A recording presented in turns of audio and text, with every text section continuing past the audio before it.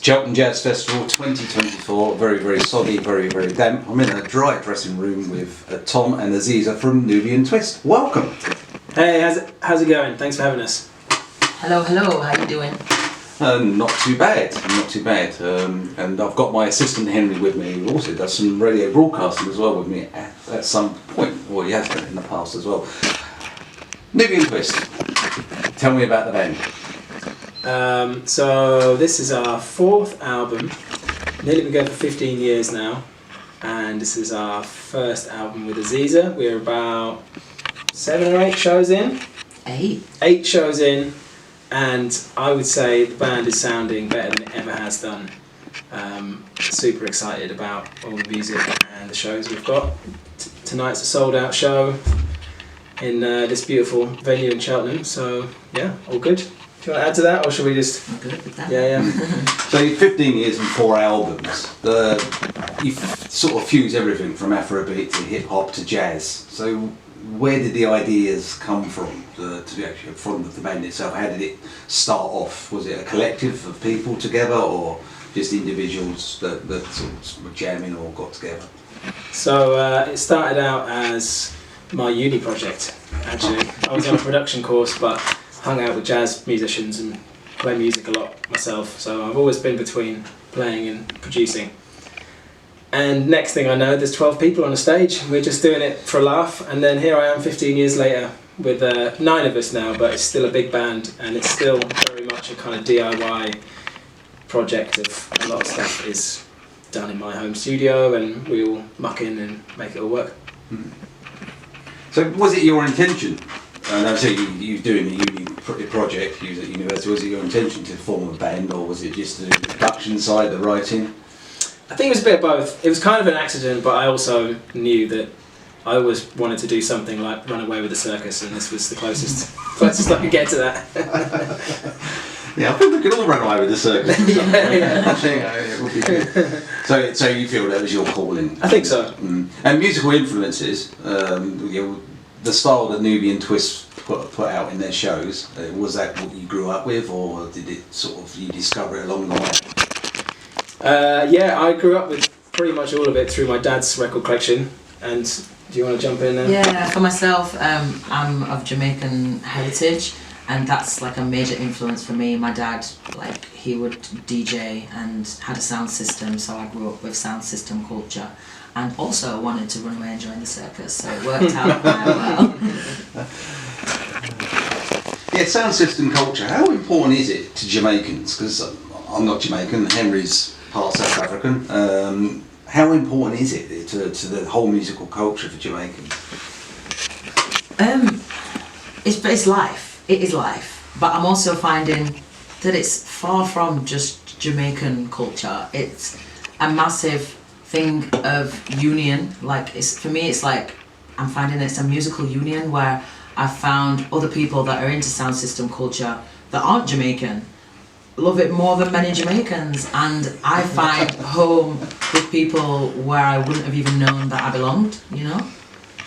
Yeah, I think outside of like a reggae or dancehall dance, there's festival culture, which pretty much has evolved from sound system culture, so I think we owe an incredible amount beyond that, but you know, there's so much to be thankful for from Jamaican and Caribbean culture in the UK. Yeah, I think music it transcends all races, and you should never put it into boxes, and you should never say it's a particular race thing, because music is fantastic, and it's also about discovery. Do you find that you're discovering new music all the time? Yeah, absolutely, and more so these days than ever before because of the internet, and you know, it's kind of overwhelming sometimes. One of our managers was saying there's like millions of songs that have never even been played on Spotify, so there's obviously so much music out there, but we share a lot of stuff in the van. That's kind of our main time for listening, and we'll take it in turns on the Bluetooth, and I think that's where I've kind of heard all the best new music is just through hanging out with these guys, really. Yeah, totally. Like, especially hanging around with like musicians, you hear a lot of stuff that I think wouldn't even be captured by like the radio or just like that popular music culture that's broadcasted in a lot of places. You might receive new information or new music, yeah, the van is the one.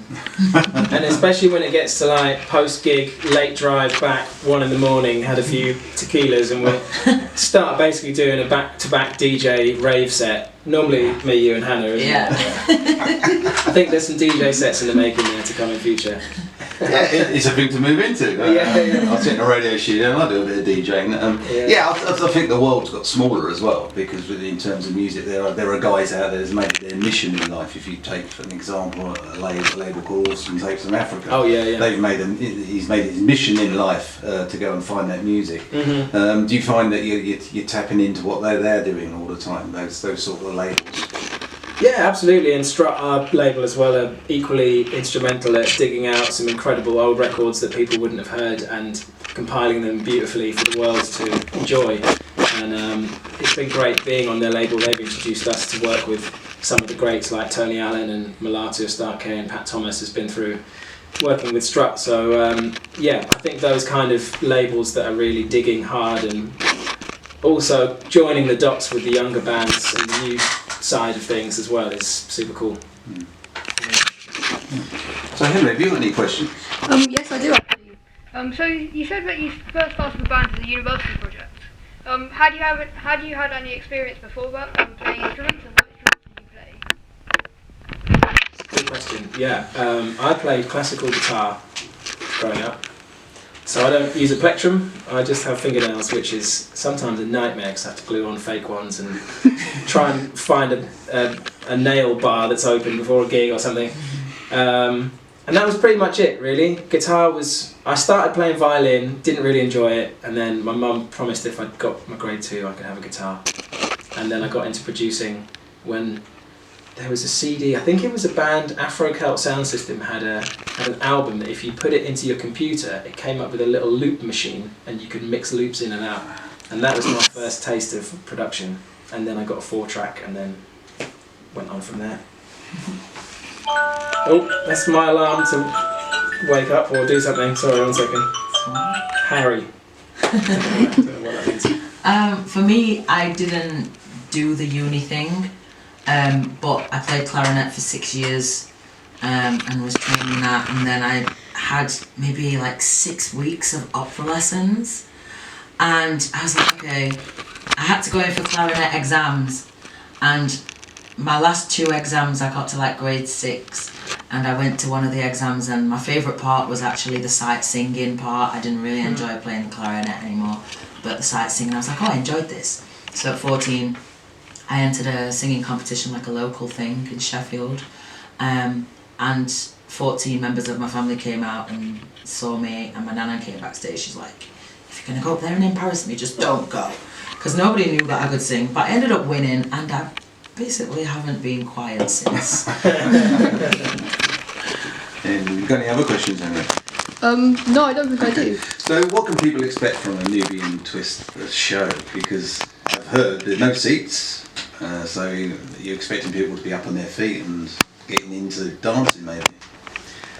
Well, yeah, we do hope so. It's slightly awkward when people don't dance because we dance a lot, and it's definitely music for your brain and music for your body. I think it sort of takes you through lots of different emotions and lots of different styles, but the overall effect is to lose yourself and kind of come together in some sort of way. Couldn't have said it better myself. Alright, there you go then. Aziz and Tom, thank you very much for joining me. Pleasure, Thank you. thanks for having us.